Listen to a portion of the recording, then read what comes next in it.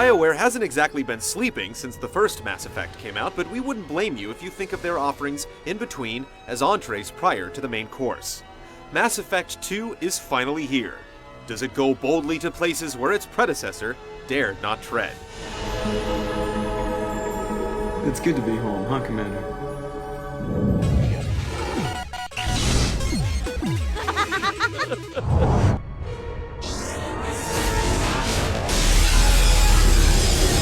Mass Effect 2 starts with a thunderous bang that shakes up the series' mythology. While on a routine mission, Normandy suffers an attack by a mysterious vessel that sends the luckiest crew members rushing to the escape pods. Shepard, as it happens, isn't among them. After some last-minute heroics, you do the good captain thing and go down with your ship. Then you wake up, inexplicably alive and quite possibly an entirely different person. It turns out that Cerberus, the shadowy so-called human nationalist organization from the first game, has funded Shepard's expensive resurrection. They inform you of a new threat, the Collectors, a race of alien beings they suspect are behind a series of attacks on remote human colonies. Though it's hard to trust their agents, their offer is enticing: relative autonomy, cash support, and a brand new Normandy. Mass Effect 2 is BioWare storytelling through and through. The game is almost as much about building a teeming world codex entry by codex entry as it is about spinning a yarn. The studio's learned some lessons since the first, though. The story's main thread, the Collector threat, doesn't go on the kind of extended hiatus that the first ones did. Though you're generally free to pursue Cerberus' assignments and whatever side quests you encounter in any order you wish, the game periodically throws momentous and unskippable story missions to keep the narrative feeling imperative. They work great at keeping the sprawling tale cohesive as you inch closer to the stirring endgame. The results of your actions in the original Mass Effect can color the character of the galaxy if you elect to import your Shepard. Fallen allies are eulogized, major characters and bit players show their faces, and there are some hints that certain big decisions from the first game will bear fruit in the third. Rather than arbitrarily choosing a continuity from among the many possible, BioWare has given us an unprecedented level of control over the particulars of the Mass Effect universe. This sprawling space opera is a lot better for it as a result. It's exciting to think of what the future holds for this rousing three-parter. If we lose Shepard, humanity might well follow. Then see to it that we don't lose him.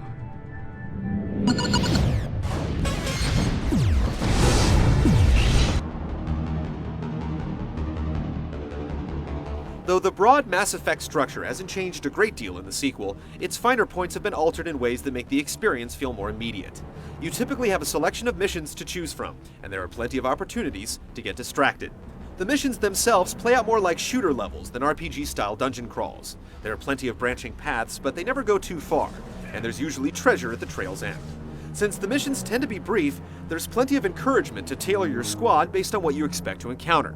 Unlike the original Mass Effect, there's little incentive to designate a go-to party that you'll roll with for the majority of the game, and this is a good thing. The characters you recruit have widely differing abilities, and it's fun to devise ways for them to play off each other. This being a BioWare game, expect to exercise your jaw as much as your trigger finger. The conversation system is no less exhaustive this time around, and you'll get ample chance to play the hero or badass more viscerally with the new interrupt system, which lets you deploy often brutal actions in place of words. I'm done being patient. Give me a name or I'll cut your balls off and sell them to a Krogan. Perhaps the coolest thing about the alignment system is that it isn't a zero-sum game. Taking the high ground most of the time won't prevent you from knocking some heads every now and then. You'll get the most mileage out of talking to your NPC companions. Taking the time to visit them during your off time on the Normandy will gradually encourage them to open up to you, which constitutes its own reward if you're interested in the game's mythology. Building on those relationships will eventually result in unique quests for each of the 10 characters. Complete these, and you'll unlock special powers for your squad members in the course of experiencing some of the coolest missions in the game. And if you play your cards right, you could very well end up with some deep space love. Do you have a moment to talk? I always have time for you, Commander. If you find yourself with downtime, you can scour star clusters for mineral-rich planets to strip mine via a mini-game that manages to be both monotonous and unexpectedly habit-forming. Apart from the minerals you can gather to fund upgrades, there are plenty of side mission hatching anomalies waiting to be found. General distress.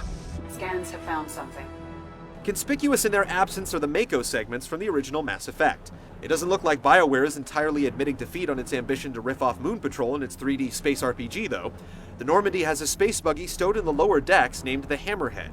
It just looks like you'll have to wait till an unspecified date before you're granted a learner's permit via DLC. Mass Effect 2 is expansive and multifaceted, comprised of a host of interesting bits that make up a brilliantly realized whole. Expect to sink anywhere from 25 to 40 hours or more, depending on how deep you get. It's way too easy to get wholly consumed in the experience. You're not in charge of this mission. I am.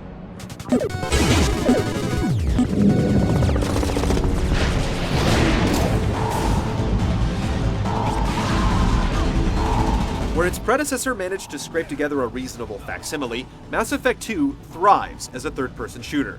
You won't think much about the frills it lacks, stuff like cover hopping and earnest destructibility, after a few minutes behind the scope. BioWare was smart to ape shooter mechanics that games like Gears of War have beaten into our muscle memory. If you've been playing third-person shooters, you'll feel right at home the minute you start trading shots with the galaxy's worst. But thanks to all the crazy biotic powers it puts at your disposal, Mass Effect 2's combat has a feel all its own. The Vanguard class's biotic charge ability is brutally gratifying in particular, especially when followed up with a point-blank blast from a spec'd-out shotgun. Mass Effect 2's co-optation of shooter conventions doesn't end at cover mechanics. The game learns some great lessons when it comes to the composition of firefights. Enemies have differing behaviors depending on factors like their classes, models, or species. Collector husks will lumber or charge toward you while their armed counterparts deploy biotics and take potshots from cover. Enemy vanguards will deliberately close distance to bring their shotguns to bear, and engineers and sentinels will overload your shields and harass you with combat drones. Meanwhile, bigger enemies require you to approach them on their own terms, usually demanding heavy weapons be brought to the party. Enemies are often protected by combinations of high-tech shields, thick armor, or biotic barriers, each of which requires specific weapons or powers to counter. In the heat of battle, figuring out who to shoot with what can be overwhelming. If you played through the first in preparation for the sequel, it's going to feel downright monotonous in comparison. Can't target. Mass Effect 2's RPG systems are trimmed to their essentials. You won't even find loot anymore per se, just upgrade schematics that you can apply on the Normandy at the cost of mineral resources garnered from planet scans. It bears mention that there's still quite a bit of variability in terms of how your characters can shape up. As long as you're okay with that stuff being a bit further behind the scenes than in other RPGs, you won't miss the min-maxing.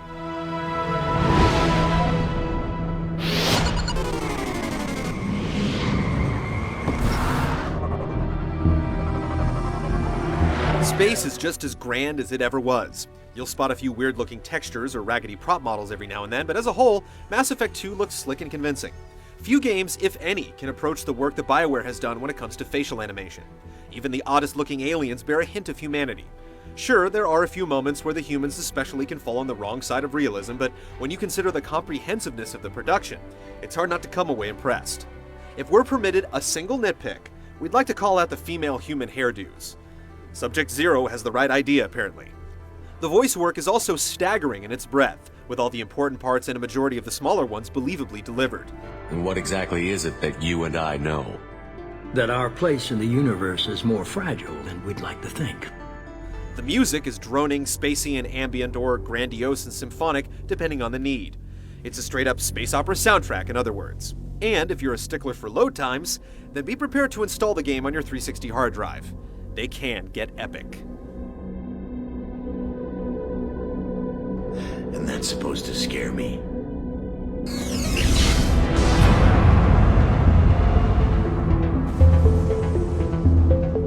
You'll gladly trade hours of your life to Mass Effect 2. There's just so much here to experience, and it's all uniformly excellent in execution.